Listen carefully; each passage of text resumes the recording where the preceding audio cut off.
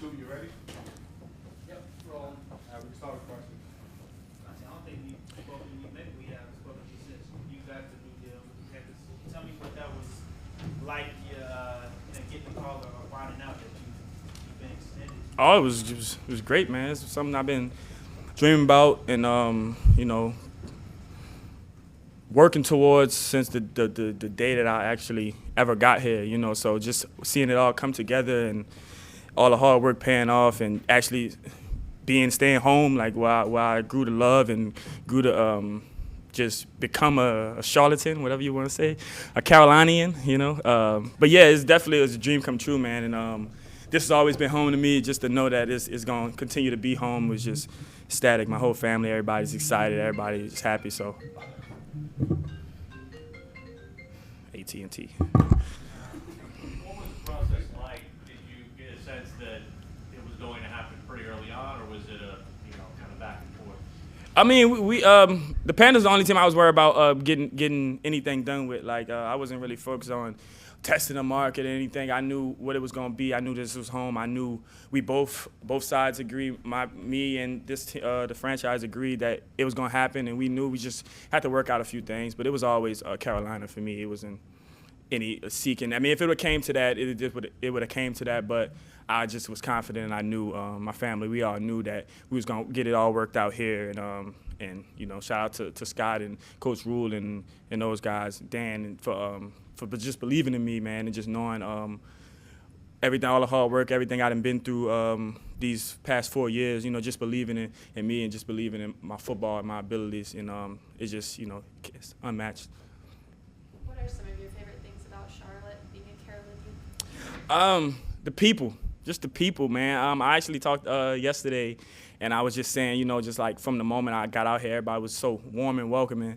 And I like to think that that's how I am, So just seeing you getting that energy just from being in the city, it just always drew me to Charlotte. I barely even go to New Orleans now, so. Buy yourself anything? Nah, I take care, make sure my moms and my siblings and my kids are good. Nah, not yet though. I haven't really decided on anything, but Father's Day is coming up, so I should be able to make my mind up by then. So. Is Charlotte a place that you kind of just referred to this, but where you would make your home, build a home, that kind of thing, or are you still? Yeah. Nah, I actually purchased my home before last year started, so kind of confident going into my contract year and buy a house right before. But like I said, I just always just had a feeling that this was home and it was the place for me. This organization has already has always just accepted me, from the fans to the coaches to the janitors to the cafeteria people. So you never want to leave that type of vibe, that type of energy. Just leave it just because you couldn't get something worked out. So that's why I just wanted to make sure that my focus was on just getting stuff right with home, and then if it came to seeking out anywhere else, then it would just came to that. Donte, it's early, but do you get a sense of what this defense could be this season, coming off of what you guys did last year? Oh, 100%, 100%. We that's what we came into. We came into just to come into OTAs, just knowing that last year wasn't a fluke. Last year was something that even though we had some things that we would like to get better at. We came in knowing that we also have stuff that we can celebrate. We also have some momentum that we can continue to ride. And I think that's just been the biggest message coming back from OTAs, just knowing that we made a name for ourselves and we set a standard now. Let's just keep working towards it and keep getting better. And I think that's been the mood, and that's been like the trajectory we've been on these OTAs. What kind of boost to your room has Steve Wilks been? I can just say he's definitely one of us. He's definitely an intense guy. He fits right along with the group. He don't want to see anybody hanging their head. He don't want to see anybody just not in tune. He wants everybody to feel included. And like I said, he's just one of the guys, man. He's been extremely helpful for us in the back end, and I'm just making sure we understand football, not so much go do this and go do that. It's just mostly just know why we want you to do here. We know why we want you to be here, and just bringing that edge, bringing that intensity every day to the meeting rooms, to the practice field.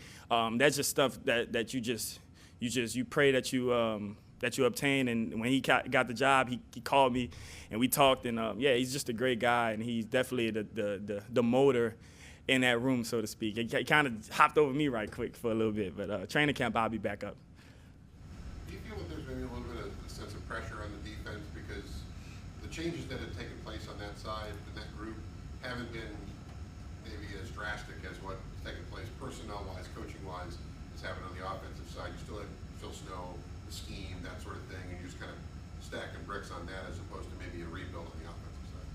I mean, we just focus on just being a great unit and playing together and everybody knowing and doing their job. And I think that's just been the message. You know, we can't focus, even though we gonna ride that momentum and we're gonna accept our highs from last year and we're gonna work on our lows from last year. We can't dwell and we can't sit on last year and think that, oh, they was the number 2 defense last year. They're gonna come out and people still not gonna respect us. So that's just been our whole motive. So we just been every day just attacking it, trying to get better at what we do, and competing with the offense, and just helping, making sure that they're getting better, and they're doing the same thing for us. So we just been just blocking out the noise and just focusing on us and doing what we do at a high level. Donte, what are those particular things that you've still got to get better at? I mean, we've been honing in on our red zone, obviously red zone defense, and just communication in the red zone. Just a lot of things that was like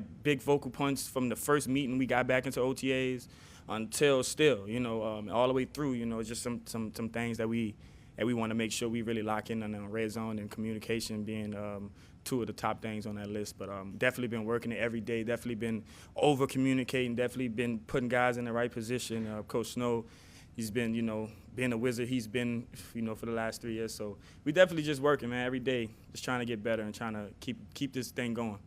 Donte, Matt was saying that one of the things he's noticed about Sam and Darnold in camp is that he's throwing on time and not making the catastrophic mistakes. What have you noticed is different about him this time this year versus this time a year ago? I mean, he's always been a competitor. He's still competing. We've been, focusing on really defense. I know I have been, but just watching him, he's definitely just been competing. He's been very vocal, and that's really the biggest take that I have. We don't really spend that much time together like the regular season, but just from just being around him in the locker room, being around him in the training room, being around him in the weight room. Just high energy guy as always. Just been just a very positive spirit. Been like with JC. That's my boy, man. That's my bro. That's my bro. Yin and yang, peanut butter and jelly. That's my boy though. But we have that type of group though. From everybody in the room, safeties, corners, nickels, wherever. We all hang together outside of the building. We all sit down and eat together. We all sit down and fellowship together while we in the building. That's just the type of group we have. And yeah, JC is always going to be just the loudest guy. Y'all might think it's me, but JC going to be the loudest guy. He's a huge competitor. He just like to get after it. And we just excited to have him back, healthy, moving around. And he's been having a great OTAs. Have you noticed a big change in CJ kind of getting a full year now almost in this system? Oh, yeah. CJ is a student of the game. He just want to be great. He asks a lot of questions, and he do everything you ask him to do. Yeah, he got getting acclimated last year. It was such a trade that he didn't expect it, but he's been definitely coming along. He was there last year with us, so now I guess he's really more confident, comfortable. He's been smiling, laughing more, and stuff like that. But definitely CJ's a student of the game, and he just loved the ball, and he just loved to compete. So that's one thing we all feed off each other in that room about. Everybody wants to compete, everybody wants to be great. So and we just want that for each other. What do you think is JC Horn's potential for this season? Coming off that injury, of course, his focus. Sky's the limit for JC. Sky's the limit for JC. He can do whatever he want to do in this league, man. He's a hell of a player, hell of a competitor, very, very smart. Yeah, like I said, sky's the limit for him, man. He can do everything. I think that one of the things that I think Matt and Philip both said is that they want an added emphasis on taking the ball away. How is that coached? How do you guys get to a point where you're doing that on a higher level? Just being deliberate about it.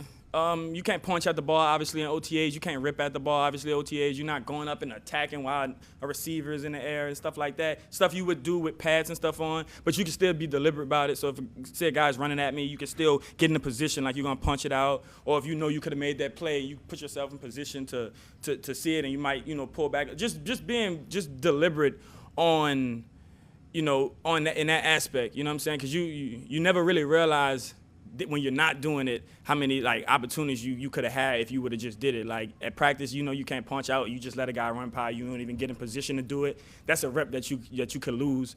That's a rep that can help you in a game, to punch it out and be in the right position. But just being deliberate about it. Every time we do a drill, we break in, we catching the ball in individual, we gonna score with it. Deep ball drill, we gonna get up and get the ball. We gonna run 50 yards. We gonna score with it. Just like I said, anytime it's a incomplete pass or something, we're going to scoop it like it's a fumble. Just stuff like that. Just being very deliberate with it and just being, just making it a point of emphasis. Donte, is there a competitiveness among you guys in the secondary to see who's making the most plays? Or when you see JC get a pick in practice, does it kind of turn up the heat a little bit on everybody? Yeah, we turn each other up. We turn each other up. Like I said, it's just that type of group we have. Everybody wants to be great, but most importantly, everybody wants to see each other be great. And I think that can be something that's going to be really helpful for us in the long run, because we're going to play fast, we're going to compete, we're going to be handsy, we're going to be up on the body, we're going to cover, we're going to do our thing. But when we actually celebrating with each other and we are happy and we're doing, all that, that's the thing that's going to take us to the next level. We know what type of talent we have in that group. We know the type of players we have, so we just got to just keep taking it one day at a time and just keep attacking.